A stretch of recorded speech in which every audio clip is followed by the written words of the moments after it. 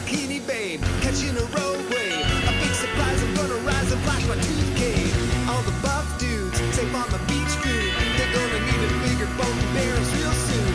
I'm a sea king, a CGI thing. I'm here to eat and bare my teeth and shake a tail fin. I'm lonely and taking a ride. Lured in by your bucket of chum. It's one weakness I can't hide. Take me to your bucket of chum.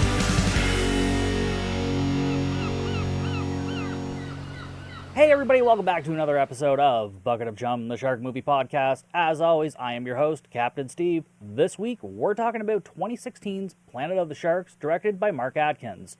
Mark Atkins has directed a couple of other shark movies, including Sand Sharks, apparently a sequel to this movie called Empire of the Sharks, and Six-Headed Shark Attack.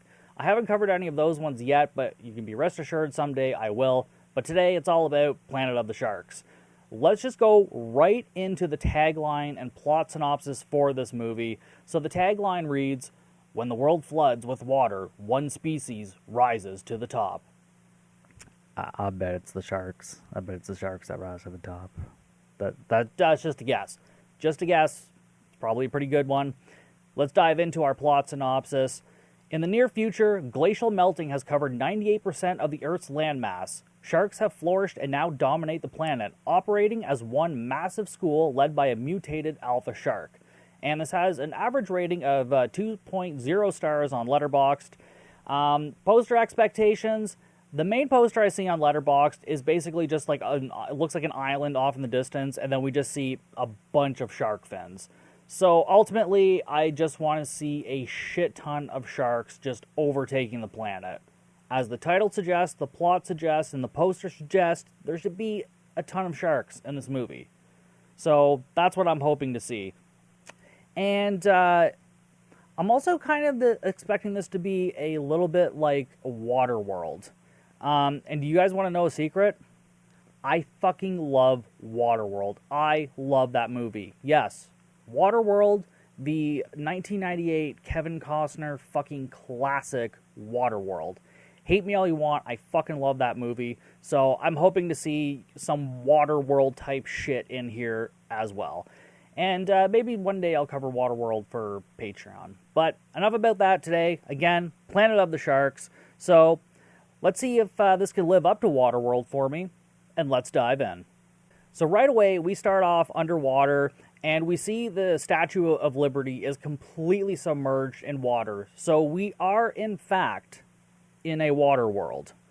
Then we go to Junk City, which is basically a floating city like you would see in Waterworld. And it's got a population of 72.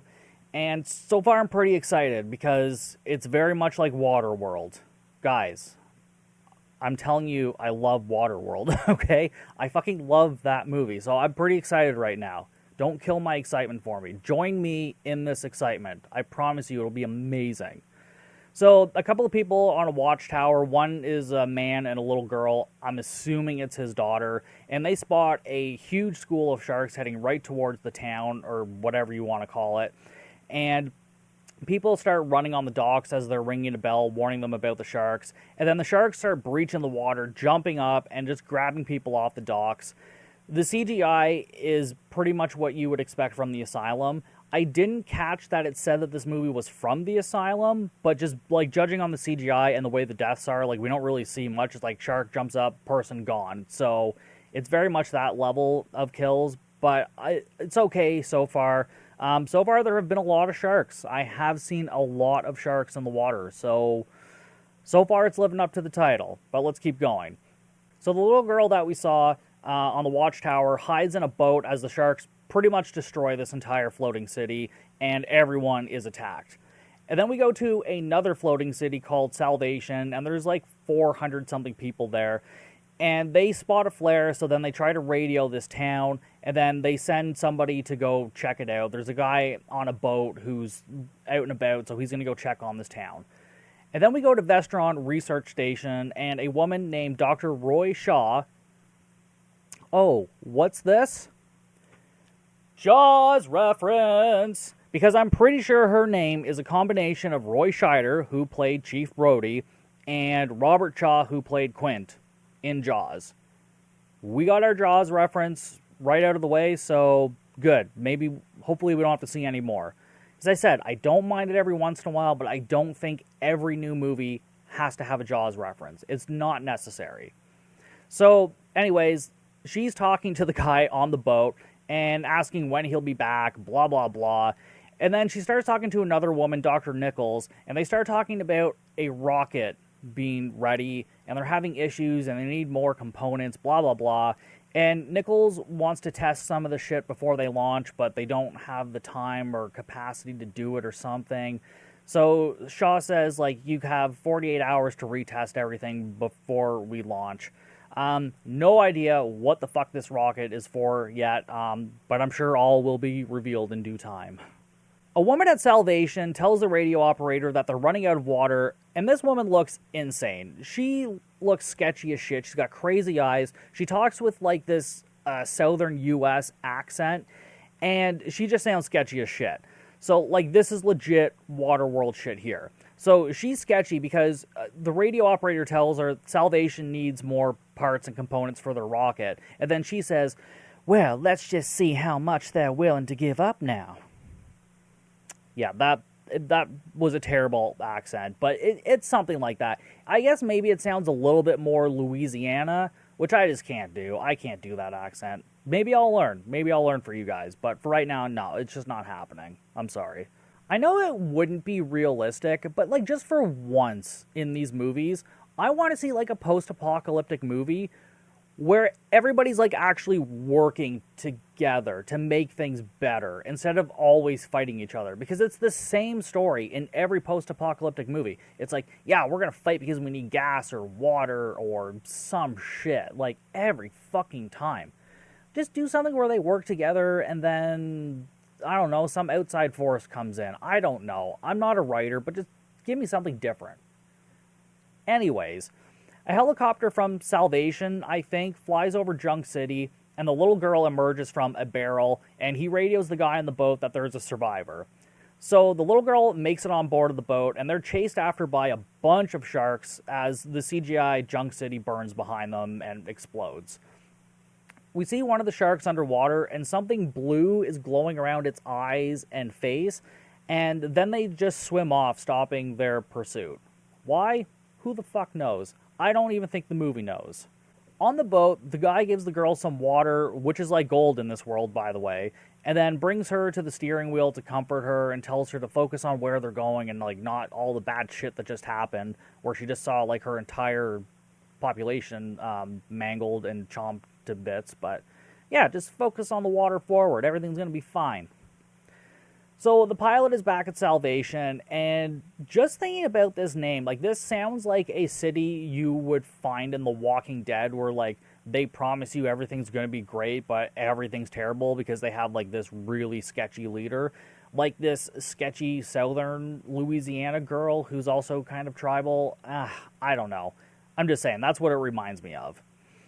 Anyways, he tells this woman leader with this southern accent that he saw thousands of sharks, like a super pod of dolphins, like they've seen before, but except they were sharks. So apparently they see super pods of dolphins. We don't see this in the movie, but they tell us that these things exist. Cool fucking story. And he's like, there was a massive shark, like, in the middle of it. But of course, this southern girl is like, you expect us to believe something we ain't ever seen before? Like, what kind of shit is that? Like, she definitely, like, pre-apocalypse would have been an anti-vaxxer. Well, I don't understand the science, so it just can't be true now, can it? Because I can't see it with my own eyes. Jesus Christ. What a bitch.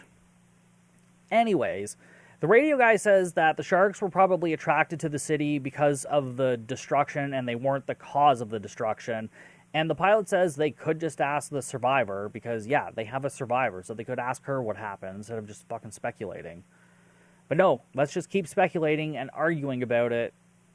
Pointless. Like, this was pointless. This whole thing was pointless. So then we see this little girl, B, but her and Boat Dude are at the research station, so they're not even at Salvation yet. And he tries to convince the station to take the girl because he has to go and do some other shit. But Nichols says, no, you're taking her to Salvation. And then Shaw comes over and is like, yeah, we need components from Salvation, so we're all going to go to Salvation. Whee! Salvation for everybody. Lord Jesus. So I assume they know, like, how crazy this bitch is at Salvation, but yet they're still planning on leaving the little girl there. Like, I understand the population's like 436, but that's really not that big. And like I said, this woman seems insane. Probably one of the better characters in the movie, but yeah, she seems insane to me. So I don't understand why leaving the little girl there seems like a good idea. Shaw then points out the rocket to Bee and explains what it's going to do. I'll give you the dumbed down version. Rocket going sky, sends device, fixes atmosphere, everything is fixed, planet goes back to normal. The world was flooded by the polar ice caps melting and the glaciers melting, so I guess this is going to somehow fix that. You guys get it. It's basically just our own planet's future. And it's just going to reverse that somehow with magic science. And then Nichols brings some shark tracking gear on board, and boat guy, whose name is Dylan, is like, if I see a shark, I'm driving the other way. We're not getting close to one. I don't know. Some of this shit I just don't really care about, and none of it matters. But it's here, so I'm going to tell you about it. I'm going to tell you how much I don't like it. And here we are. So then, on the radar, Dylan shows Shaw and Nichols the School of Sharks is headed for Salvation, and Nichols sees, somehow, I don't know how she sees this on the radar, because it's all just like, you know when you see, like, fish finders, and it's just, like, black fucking bars and shit, but this one's, like, all multicolored, but you can't make heads of tails of any of it, and she's just like, oh yeah, there's a bunch of different shark species working together, and, like, there's a massive one in the middle of them. I don't know how she saw that, but she saw it. I guess that'll just save us time later. So they know there's this massive school or pod of sharks fucking headed towards Salvation. So they all arrive at Salvation, and then they meet Southern Bitch, and she's not concerned by the sharks at all, because they take sharks out all the time, and then she asks if the people could go to Vestron, but Shaw's like, no, we're only equipped to hold like 50 people, we'd have to like redesign the whole station, blah, blah, blah. So then they plan on taking them to some other station, possibly. But then, in the end, Southern Girl is just like, we can handle ourselves. We've been here since day one. We're going to kill all these sharks ourselves. Like, okay, great. Sounds good. Shaw sends the pilot to go up in the air to, like, get eyes on the shark. And then this Southern Belle bitch is on the dock doing some sort of, like, tribal war dance or something, and like someone else is beating on drums, and she has a spear and doing like this dance and like stomping on the dock, so like trying to attract the sharks basically. I mean, I guess the sharks were headed there anyways, so it doesn't really matter. And then B, Shaw, Nichols get into a wooden boat with Dylan, and then they literally like go take the boat across from where they are, which is like 20 feet. I'm like, they had to have had a dock that connects to wherever they are. Like, this is nonsense. I don't know why they did this. And we can clearly see that this set is built in like 5 feet of water. We can see the sand at the bottom, like through the surface. But anyway, I get it. Anyways. The sharks start approaching, and surprisingly, Southern Belle Bitch and all of her cronies are doing a pretty good job at taking out the sharks so far, and they're just using spears. And the others are like just watching this go down, like, oh yeah, good job. Oh yeah, this is cool. This is happening. And then Blueface Shark, Bluey the shark, comes up to the city and starts knocking shit underwater, and it grabs a hook and starts dragging people down. And then, as our main heroes run, the sharks are breaching and eating people off the dock, just like it did at Junk City, the same kind of deal. Shaw and the radio dude rush to get people off the station. Southern Bitch is still rocking it out on the dock for the bit, until she's nabbed off the dock, so she didn't last very long, which is too bad. I would have liked to have seen more of her. Shaw and a bunch of others are waiting for the boat. Dylan swims out to the boat because somebody fucking stole it and was just going to take off by themselves. I mean, I get it, but like, pussy, really? Like, come on. So he fights the guy on the deck, and they wrestle for a little bit, and then he dangles him over the side, and then a shark comes up and fucking decapitates the guy. Dylan helps the others on the boat as a bunch of sharks approach, but everybody makes it on board, and Nichols starts shooting some of the sharks with a spear gun as they escape the exploding city behind them. Their exploding CGI city behind them. And then Nichols then gives us some science exposition and tells us that probably the big shark is using electromagnetic fields to communicate and control the smaller sharks. So basically, like a psychic shark, but with more science behind it, I guess. Again, not entirely sure how she was able to figure that out, but she did. And now we're all knowledgeable in this. So great. Thanks for that, Nichols. Dr. Shaw radios in for Vestron to get some signal or beam ready, and Monroe, one of the scientists there, says that it could cause climate problems, earthquakes, and tsunamis, because apparently they've done this before, and this is just a big risk. And I have no idea what they're talking about. I guess this is some sort of half-baked plan to attack the sharks, but they couldn't figure out enough science talk to actually explain what the fuck is happening right now. So yeah, I'm lost too. Shaw then says this device will mimic a so there's some other device that she has, and it's going to mimic a capsized boat and hundreds of people in the water, and then this beam will set off an underwater volcano, and they're going to lead the sharks there. That's the short of it. I'm not going into great detail with this plan. It's a lot of nonsense, which is what I'm here for, but it's just so convoluted, and like I said, it's just there's so much science nonsense. Yeah. And then helicopter dude has the device now, and he's going to lead the sharks to the volcano and set the device off. But he gets too close to the water, and a shark pulls the helicopter out of the sky. Where was this scene last week? Last week's movie, the poster, literally had a shark jumping out of the water or ice, because they were ice sharks, and grabbing a helicopter out of the air into the water. Basically, that's what it was implying. And we didn't get that, but this movie actually gave me that. So, yeah, this is great. The shark god Chi-Chi Matal must be looking over me. That's a throwback to Sharks of the Corn episode, which is one of my very early episodes.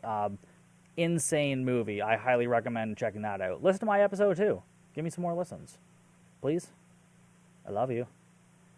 Anyways, the pilot is eaten and the device is left floating on the surface, and Dylan says that the device is still transmitting, so they can still go get it and do this plan. But Shaw says that they wouldn't be able to escape the blast radius in time, or whatever radius this beam thing does. So they come up with a new plan.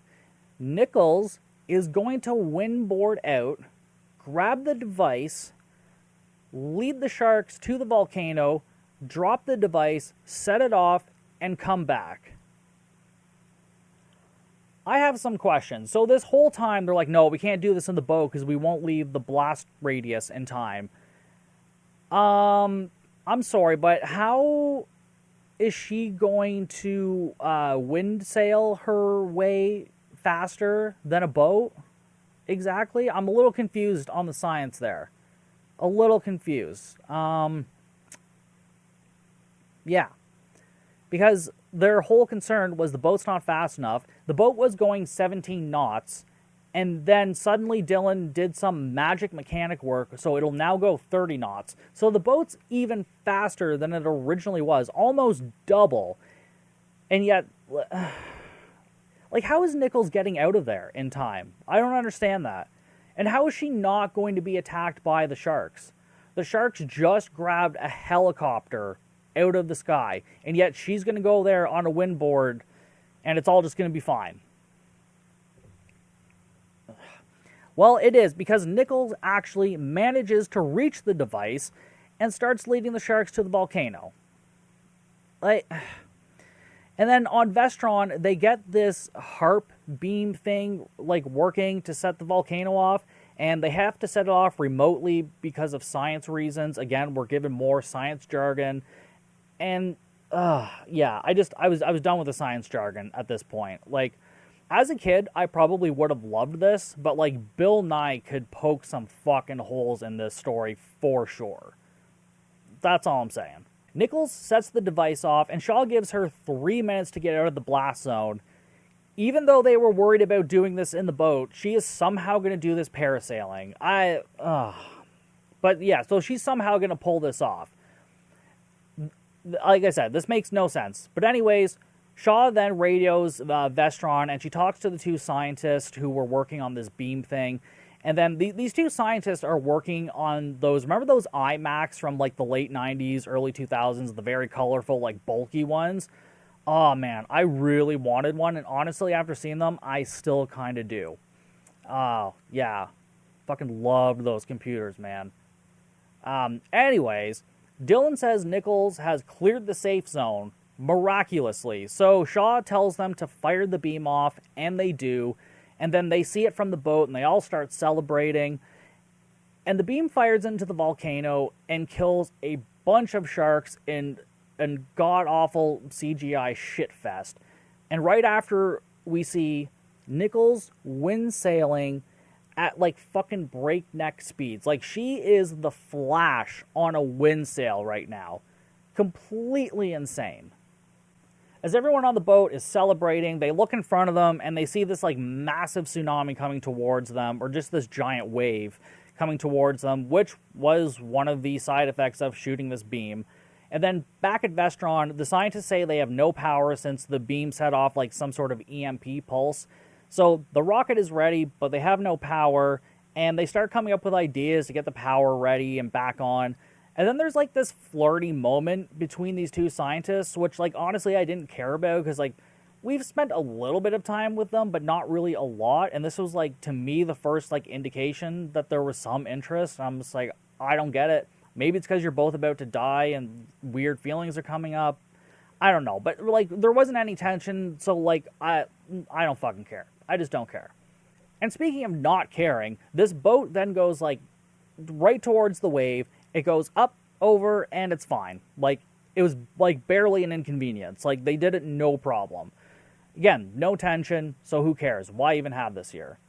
And then as Nichols is vacationing on her parasail and doing a whole bunch of unnecessary stunts, we see fucking Bluey is still alive, and he is pursuing her. And he jumps out of the water at her, misses her the first time, comes back the second time, knocks the board off of her feet, so now she's in the water being dragged by this sail still. And then Dylan spots her in the water, he starts driving the boat towards her, and then she starts swimming towards the boat, and she manages to make it back on the boat somehow. Like, I don't understand how she did this, but yeah, she is like fucking Wonder Woman apparently. And then Shaw gets a spear ready with a tracker on it, and so then as Bluey tries to nab at them, she stabs it, gets the tracker on it, and then it goes swimming off. They all make it back to Vestron, and they get the rocket ready, but the station is sinking because the pumps that keep it floating are not working because they don't have any fucking power. And so Shaw says they need to launch the rocket before the station sinks, so like almost immediately. And they all, of course, argue back and forth, like how to decide to launch. Like, no, we're going to launch. No, we shouldn't launch. Yeah, let's launch. Like, again, don't care, but they eventually land on, okay, we're going to launch this fucking thing. And now, are y'all ready for the new plan? We have a brand new plan in this movie now, guys. So are you ready for it? This is a good plan. Okay, this is amazing. Shaw is going to power the rocket by getting Bluey, because since it's sending out like electromagnetic signals with its mind to control these sharks, it should be sending out enough electricity that they can harness it and jumpstart the rocket. I'll leave that with you for a second here.